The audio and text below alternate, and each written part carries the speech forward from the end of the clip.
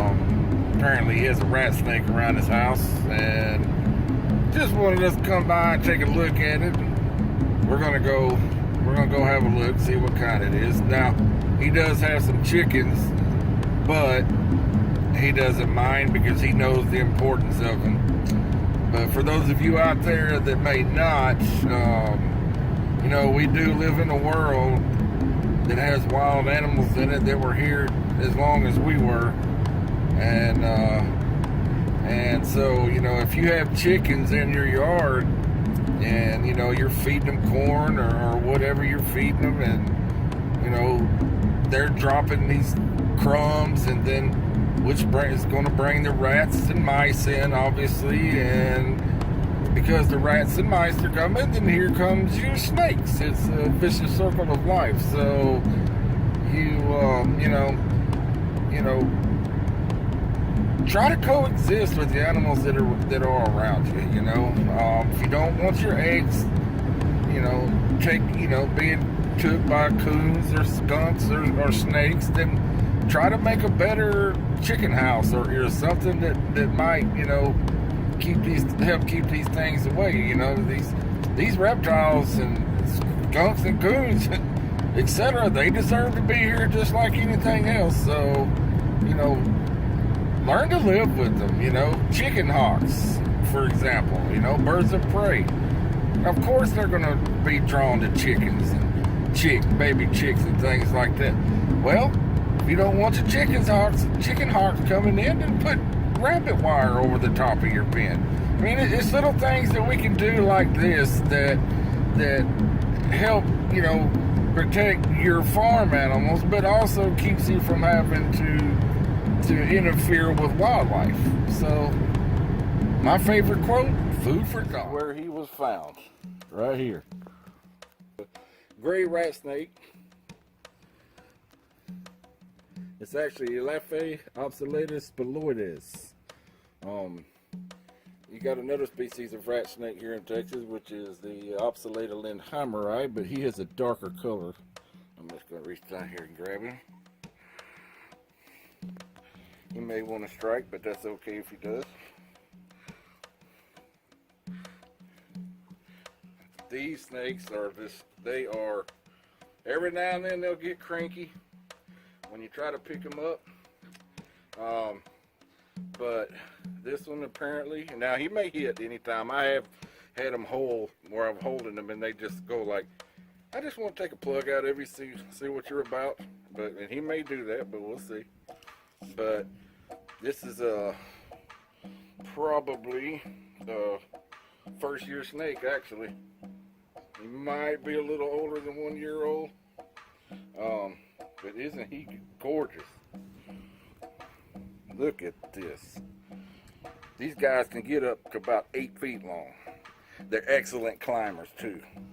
They, if they could take this tail and hold it with that much of it on the ground and position themselves up a wall, if they're able to get at least half of their bottom jaw over an object, they're up. That's why they're so excellent at climbing. They can climb. If this guy was long enough, he could get on top of that barrel if he could, you know, reach his bottom jaw over that rim. And this is how they're able to get in attics and stuff. But he is awesome. He's not even emitting that pungent odor they have, which is a defense mechanism they use to help ward off a predator. Not even doing it. This snake has no worries whatsoever. Look how gentle he is. About that time. Clank! But no, let's get a close-up of that adorable head. Isn't he gorgeous? Now, they do eat eggs, like I mentioned earlier.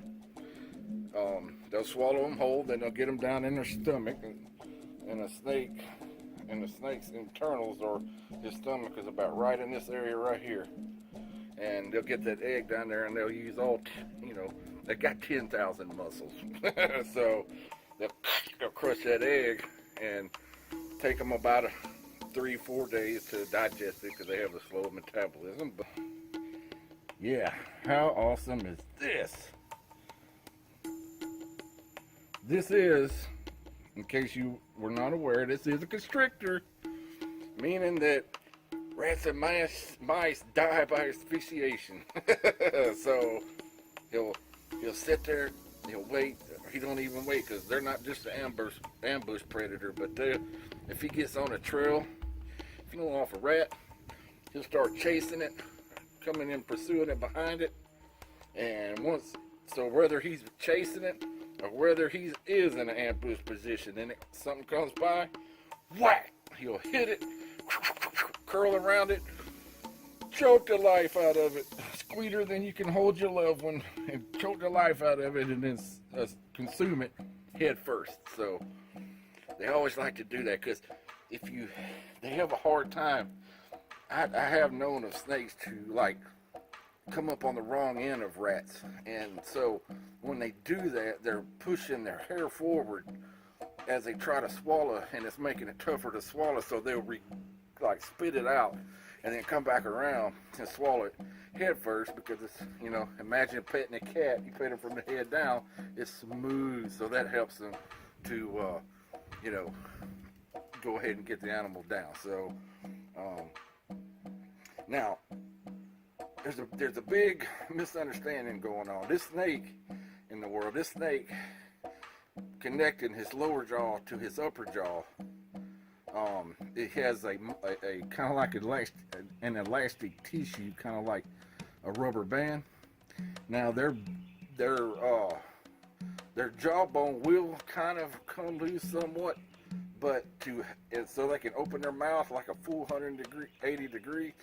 But when they get something swallowed, it's that elastic type tissue that helps recontract their jaw to what most say is relocating it after he dislocated it.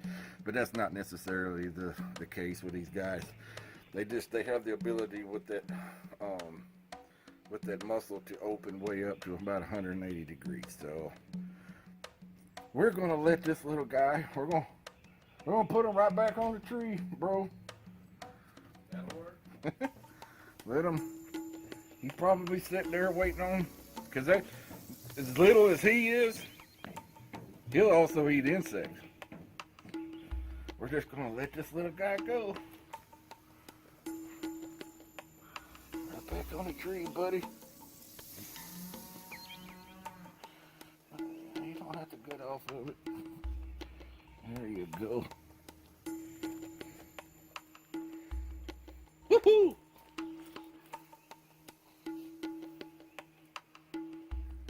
Yeah. Reptiles rule! One. Wasn't he awesome? Well, we've reached the end of the trail. I'm Cayman Cody. Remember to subscribe, hit that bell for future videos.